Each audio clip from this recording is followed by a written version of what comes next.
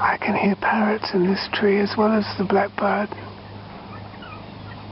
They must be attracted to the mulberries. I find parrots harder to film though. Cockatoos are much easier.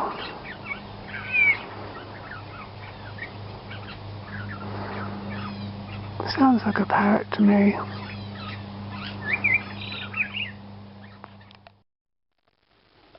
They should be delicious enough, I think. They should be. Let's try one. Yummy, juicy. I think I'll pick all the green stems out first. That'll make my pie a bit more sort of professional, won't it? It will. I might sweat the berries a little bit first too. Then I'll add a little bit of sugar. I saw a recipe on YouTube somewhere that used a bit of corn flour in the pie.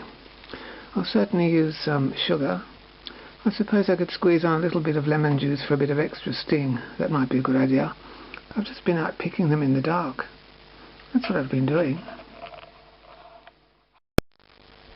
Well, look, dear viewer, I've successfully taken all the stems off these mulberries.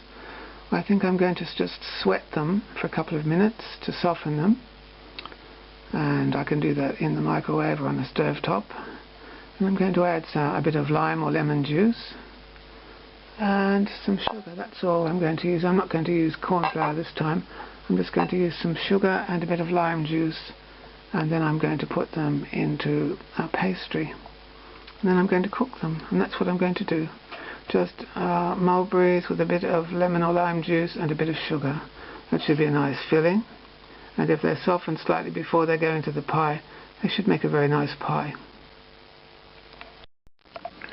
Okay, we just sweated these mulberries in the microwave a little bit, just to soften them. I could have done it on the stove top, but I'm cooking in primitive conditions. I won't describe to you how primitive, but I do have access to some electricity.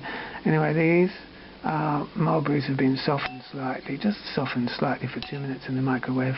I could mash them a little bit, I suppose, just to make them a bit more softer in a pie. I'm going to squeeze on a bit of lime juice here, just for a bit of extra sting, because black mulberries especially don't have much sting in them. You can see I've got a few reddish mulberries there. We don't eat green mulberries because, according to Green Dean's YouTube channel, and he's a weed expert, they can cause hallucinations, green mulberries, so we don't eat green mulberries. I've got a shadow here, but that's because I'm cooking at night time in the shed. Sorry about the shadow there on a lamp. So there's a bit of lemon juice. I'll add a bit of sugar now as well. Whoops, there's just a bit of sugar, not too much. We don't want to overdo it or rot our teeth, do we? Just a bit of sweetener, just to make a nice pie.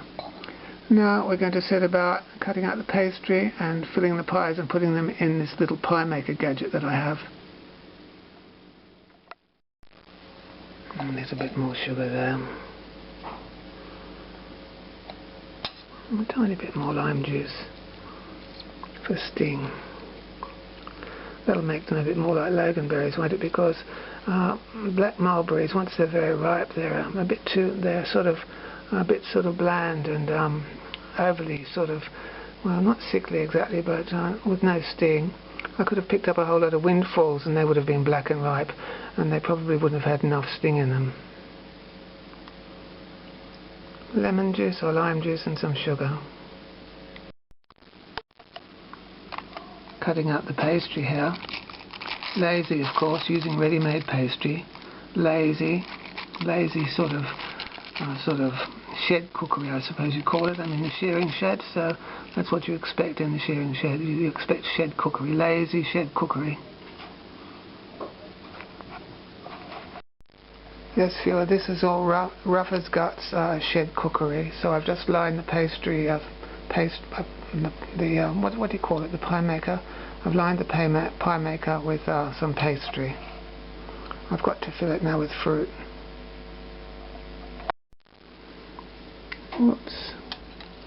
Just filling the pies now with fruit, viewer. It's all an experiment. I've never had a mulberry pie in my life before. I haven't.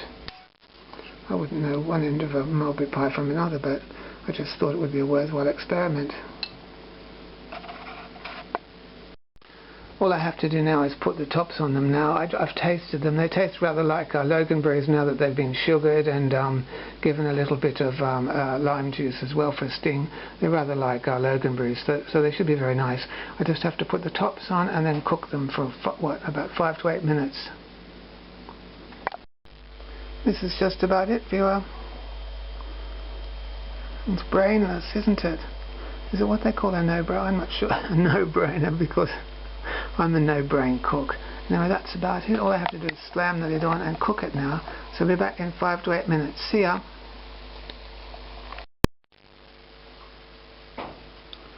We just have to be patient, don't we? We do. Look, viewer, I'd use a little less juice next time, because there was a little bit of scalding around the edge of the pie and a bit of sizzling, but basically it's quite a nice little pie. Next time I could use corn flour too. That might be a good idea to make it less sort of juicy. And these certainly taste like loganberries now. So that's how I've made a little pie. And the pie is nice, and you can hear by the sound it's nice and flaky pastry. So that's my little experiment. And yes, well, I must practice now, mustn't I? Because we've got at least 3 mulberry trees and they're covered in berries. And I have access to this little pie maker, and I've got some sugar, and I've got some lime juice, and I actually have some corn flour too.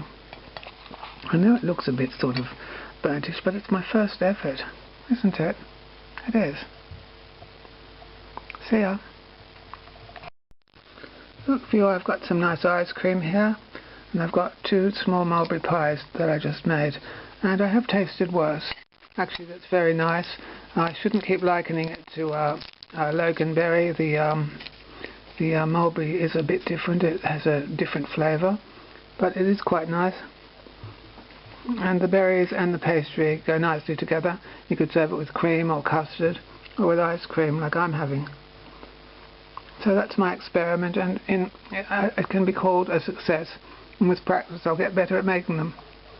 I've never used that pie maker before. Anyway, that's my version of a mulberry pie. See ya. I'm on my 2nd mulberry pie now, and I've got 2 more to make. I don't think I'll be leaving them till tomorrow. I think I'll be eating them all tonight, actually, because they're very delicious. Well, viewer, I've learnt my lesson. I just spent 20 to 30 minutes cleaning up burnt syrup, so that's the last time I'm going to put in sloppy berry mixture. I learnt my lesson, so I just put some frozen peas and corn in there. Look, this pie is laughing at me. They look like teeth, don't they? That's the last time I'm putting anything sloppy in a pie maker, because I just had all that burnt sugar and I took ages to clean it off. That's my lesson. See ya.